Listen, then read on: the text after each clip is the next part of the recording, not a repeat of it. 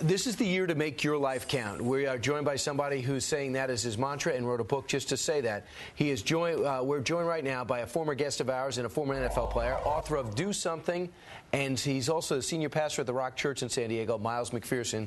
Welcome back, Miles. You have the book right there. That's right. Now, that's what you're talking about. That's pretty much the handbook to take action. A lot of people think, if I don't have $1 million, if I don't have, how do I make a big impact? Do you have examples of that? You know, this book is full of stories of regular people doing incredible things for other people hurting. As we sit here right now, there are thousands of elderly people shut in their homes with no one to visit them. There's thousands of kids in foster care, wondering what's going to happen to them when they get out, when they age out at 18. There's women walking the streets selling their bodies, and there are other people all around the community and churches outside of churches who have the needs and the resources to help those people.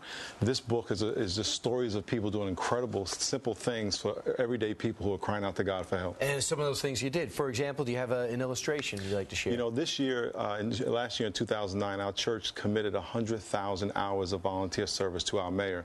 We have a $179 million deficit in San Diego.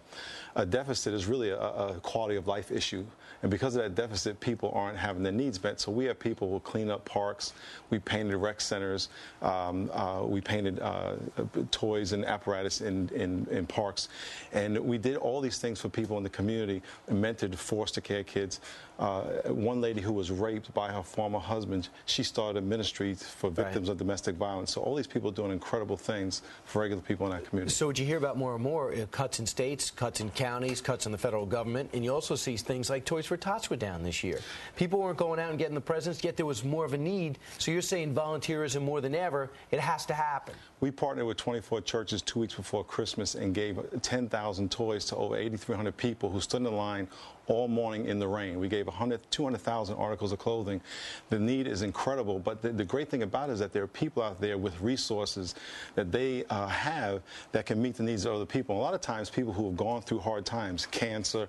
We have a woman in our church who went through cancer, and because of the experience of chemo, she's now going to hospitals and taking groups to help cancer patients get their medicine, cook their food, wash their clothes. Or get the treatment, which we know is an important thing. And a lot of people out there saying, how do I help? You know, they've never been to a hospital. They never saw a child with cancer or a wing there.